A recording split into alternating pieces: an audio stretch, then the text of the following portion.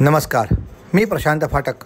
आज पौष कृष्ण चतुर्दशी शके 1946 सादर करत आहोत ठाणे वार्ता. पाहुयात काही ठळक घडामोडी. गडकरी रंगायतनाचे नूतनीकरण रडत खडत, अधिकारी ठेकेदारांना खडसावले. 1 मे रोजी रंगायतन खुले करा, आमदार संजय केळकर. ठाणे महानगरपालिका क्षेत्रात बांधकाम सुरू असताना हवा प्रदूषण रोखण्यासाठीचे नियम न पाळल्यामुळे विकासकांना काम थांबवण्याचे आदेश. आणि टेम्पोमध्ये चोरकप्पा बनवून महाराष्ट्राचा महसूल बुडवून दमण दादरा नगर हवेली राज्यातल्या विदेशी मद्याची महाराष्ट्रात तस्करी करण्यात येत असल्याचे उघडकीस.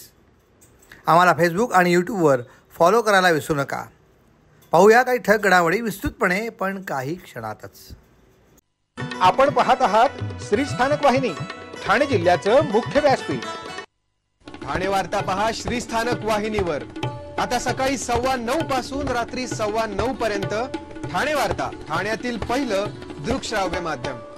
ठाणे वार्ता आणि श्री स्थानक वाहिनीचं लाईव्ह स्ट्रीमिंग ठाणेवार्ता.com वरील लाईव्ह स्ट्रीमवर क्लिक करा आणि अगदी मोबाईलवरही ठाणे वार्ता श्री स्थानक वाहिनीचा आनंद लुटा. यासाठी आमचं ॲप डाउनलोड करा. ठाणे वार्ता पहा श्री स्थानक वाहिनीवर. आता सकाळी 9:15 पासून रात्री 9:15 पर्यंत ठाणे वार्ता, ठाण्यातील पहिलं दृकश्राव्य माध्यम. आपण पाहत आहात श्री स्थानक वाहिनी, ठाणे जिल्ह्याचं मुख्य व्यासपीठ. ठाणे महानगरपालिका क्षेत्रात बांधकाम सुरू असताना हवा प्रदूषण रोखण्यासाठीचे नियम न पाळल्यामुळे विकासकांना काम थांबवण्याचे आदेश देण्यास शहर विकास विभागाने सुरुवात केली आहे. ठाणे महापालिका क्षेत्रातल्या हवेची गुणवत्ता राखण्यासाठी महापालिकेमार्फत विविध उपाय केले जात आहेत. त्यानुसार महापालिकेने धूळ प्रदूषण नियंत्रणासाठी एकूण 317 बांधकाम व्यावसायिकांना हवा प्रदूषण नियंत्रण मार्गदर्शक तत्त्वांचे पालन करण्याचे निर्देश दिले होते. त्यापैकी 182 ठिकाणी दंडात्मक कारवाई करण्यात आली. त्यांच्याकडून नियमांच्या पूर्ततेसोबतच 9,25,000 रुपयांचा दंड वसूल करण्यात आला आहे. या नियमावलीचे पालन न करणाऱ्या 120 बांधकाम व्यावसायिकांना काम का थांबवू नये यासाठी कारणे दाखवा या नोटिसा बजावण्यात आल्या होत्या. त्यांच्यापैकी ज्यांनी नियमांची पूर्तता करण्याचा अहवाल दिला आहे त्यांची पडताळणी केली जात आहे. नोटीस बजावण्यात आलेल्या 7 विकासकांनी नियमांची पूर्तता न केल्याने त्यांना काम थांबवण्याचे आदेश देण्यात आले आहेत, अशी माहिती सहाय्यक संचालक नगररचना संग्राम कानडे यांनी दिली आहे. हवा प्रदूषण नियंत्रणासाठी असलेल्या नियमावलीचे तसेच त्या संदर्भात माननीय उच्च न्यायालयाने दिलेल्या निर्देशांचे तंतोतंत पालन करण्याची सूचना महापालिका आयुक्त सौरभ राव यांनी केली आहे. त्या संदर्भात सर्व बांधकाम स्थळांना अचानक भेट देऊन सर्व नियमांचे पालन होत असल्याची खात्री पर्यावरण विभागाने सतत करावी असेही स्पष्ट करण्यात आले होते. या पाहणीत ज्यांनी नियमावलीचे पालन केलेले नाही अशा बांधकाम स्थळांचा अहवाल प्राप्त झाल्यावर दिनांक 14 ते 16 जानेवारी या काळात विकासकांना बांधकाम थांबविण्याच्या नोटिसा शहर विकास विभागाने बजावल्या. मौजे नौपाडा येथील मेसर्स स्कायलाईन इन्फ्रा, मौजे ठाणे येथील सुयश पाटणकर, मौजे माजिवडे येथील मेसर्स अष्टविनायक एंटरप्राइजेस, सेवा रस्ता येथील मेसर्स पद्मनाभ डेव्हलपर्स, मौजे पारसिक येथील मेसर्स सरस्वती एंटरप्राइजेस, मौजे पारसिक येथील मेसेस जय प्रॉपर्टीज, मौजे कळवा येथील मेसर्स सिद्धिविनायक डेव्हलपर्स यांना बांधकाम थांबवण्याची नोटीस देण्यात आली आहे. काही विकासकांकडून नियमावलींची पूर्तता केल्याचे निवेदन शहर विकास विभागास प्राप्त झाले आहे. त्याची पडताळणी केल्यावरच बांधकाम पुन्हा सुरू करण्याबाबतचा निर्णय घेण्यात येईल. तसेच यापुढेही कोणाकडूनही नियमावलीचे पालन न झाल्यास अशाच प्रकारे कारवाई करण्यात येईल, असेही संग्राम कानडे यांनी स्पष्ट केले आहे. थंडीच्या हंगामात भेंडीच्या भाजीला मोठी मागणी असते. मात्र नवी मुंबईच्या APMC बाजारात सध्या भेंडी महागली आहे. 30 रुपये किलोनी मिळणारी भेंडी सध्या 60 रुपयांनी विकली जात आहे. दरम्यान सध्या थंडीचा हंगाम सुरू असल्याने भेंडीची आवक बाजारात कमी येत आहे. आवक कमी असल्यामुळे दर वाढले असल्याचं व्यापाऱ्यांनी सांगितलं, तर पुढच्या 15 दिवसांमध्ये दर कमी होण्याची शक्यता व्यापाऱ्यांनी व्यक्त केली आहे. ठाण्यामध्ये हायपरसिटी मॉलमध्ये आज सकाळी 7:50 आग लागल्याची माहिती ठाणे आपत्ती व्यवस्थापन विभागाला मिळाली. मॉलच्या दुसऱ्या मजल्यावर असलेल्या पुमा ब्रँडच्या आउटलेटमध्ये आग लागल्याची घटना घडली, पण सुदैवाने मोठी दुर्घटना टळली. सकाळच्या वेळेमुळे मॉलमध्ये ग्राहकांची गर्दी नव्हती. ठाणे आपत्ती विभागाच्या 1 पिकअप फायर गाडी, 1 रेस्क्यू गाडी, 1 हायराईज गाडी आणि ठाणे महापालिकेचे अधिकारी घटनास्थळी उपस्थित. आग लागण्याचे कारण अजूनही स्पष्ट झालेले नाही. ठाणे महापालिकेचे कर्मचारी आग विझवण्याचा आटोकाट प्रयत्न करत आहेत. उल्हासनगरात मागील काही काळापासून अनेक बांगलादेशी नागरिक अवैधरित्या घुसखोरी करून राहत असल्याची माहिती पोलिसांना मिळाली होती. त्यानंतर पोलिसांनी उल्हासनगर शहरातनं 12 बांगलादेशी नागरिकांना अटक केली होती. काही दिवसांपूर्वी एका बांगलादेशी नागरिकाने अभिनेता सैफ अली खान याच्यावर घरात घुसून हल्ला केला होता. त्यानंतर प्रशासन सतर्क होऊन त्यांनी बांगलादेशी नागरिकांना पकडण्याकरता हालचाली करण्यास सुरुवात केली होती.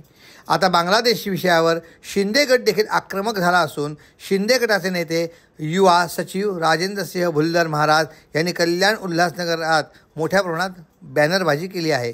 या बॅनरवर आपल्या परिसरात राहणाऱ्या बांगलादेशी नागरिकांची माहिती देणाऱ्यास 1111 रुपयांचे बक्षीस जाहीर केले आहे.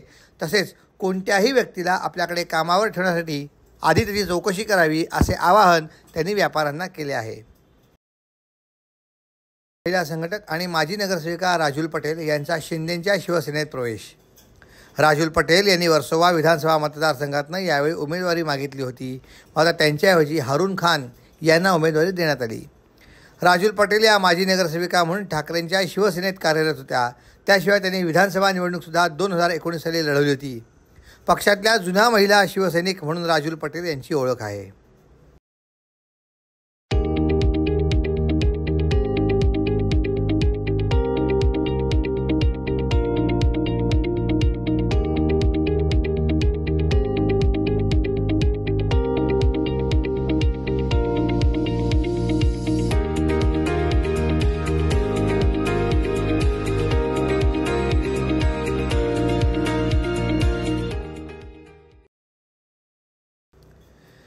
कल्याणमध्ये अतिशय धक्कादायक असा प्रकार समोर आला आहे. एका तरुणाने पोटाकरता जीवघेणा स्टंट केला आहे. SK रोशन असे या तरुणाचे नाव आहे. कल्याणमधील मोहने परिसरात लहुजी मैदान आहे. या मैदानाच्या मधोमध एक सिमेंटचा चबुतरा बनवला आहे. या बंदिस्त चबुतऱ्याच्या आत रोशन याने स्वतःला 12 तास कोंडून घेतले. पोलिसांसमोर हा चबुतरा उघडण्यात आला आणि त्यातून रोशन हा जिवंत बाहेर आला. काही महिलांनी त्याचा सत्कारही केला. हा खेळ बघण्याकरता एकच लोकांनी गर्दी केली होती. यामध्ये लहान मुलांची संख्या जास्त होती. धक्कादायक म्हणजे मोहने पोलीस चौकीला लागून मैदानावर हा सर्व प्रकार सुरू होता. हा जीवघेणा खेळ ते सुरू असताना रोशन याचे म्हणणे असे आहे की पोटासाठी अशा प्रकारचे जीवघेणे स्टंट मी नेहमी करतो. त्यापैकीच हा एक स्टंट आहे. रोशनचा खेळ पाहून लहान मुलं देखील अशा प्रकारचा खेळ करू शकतात याची पोलीस प्रशासनाने गंभीर दखल घेतली पाहिजे.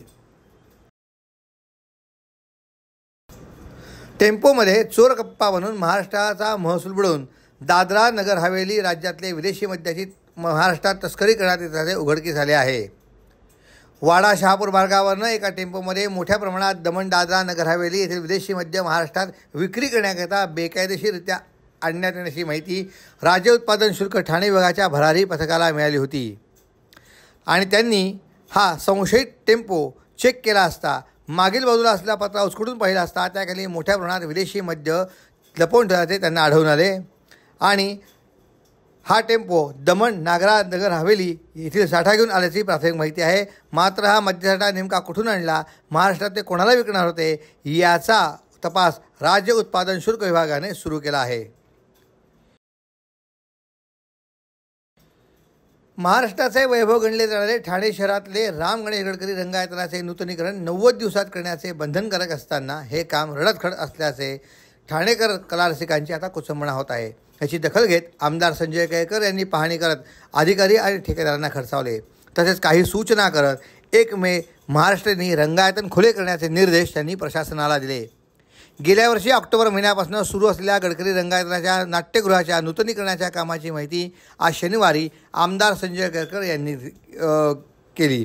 यावेळी नाट्यकर्मी आणि प्रेक्षकांना केंद्रस्थानी ठेवून दर्जात्मक कामं करताना त्यात दिरंगाई खपवून घेतली जाणार नसल्याचेही आमदार केळकर यांनी बजावले.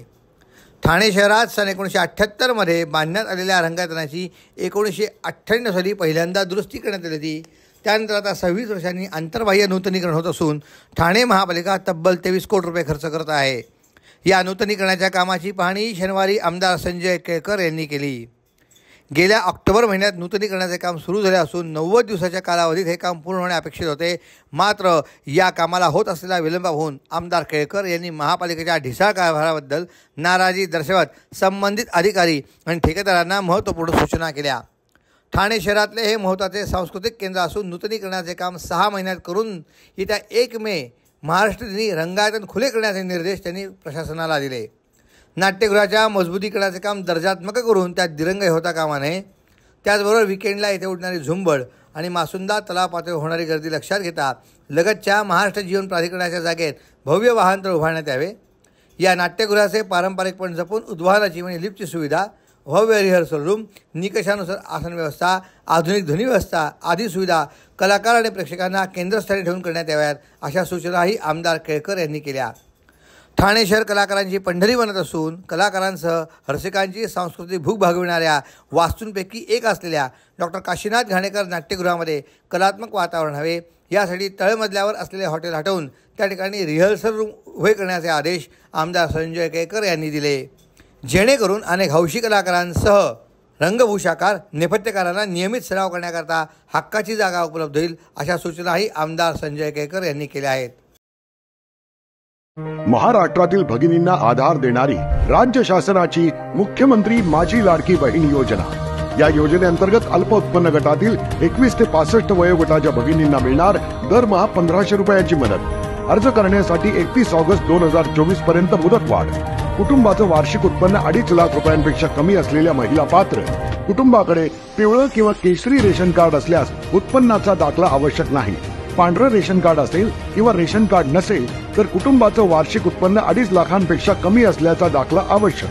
योजनेसाठीचा ऑनलाईन अर्ज नारी शक्ती दूत ॲपवरून किंवा पोर्टलवर भरता येईल. ज्या भगिनींना ऑनलाईन अर्ज भरता येत नसेल त्यांच्यासाठी अंगणवाडी, ग्रामपंचायत, वॉर्ड ऑफिस, सेतू सुविधा केंद्रामध्ये किंवा आशाताई बचत गटाच्या CRP यांची मदत उपलब्ध. आता आपल्याला अभिमानानं म्हणता येईल, सुखी आणि सुरक्षित आहे माझी लाडकी बहीण.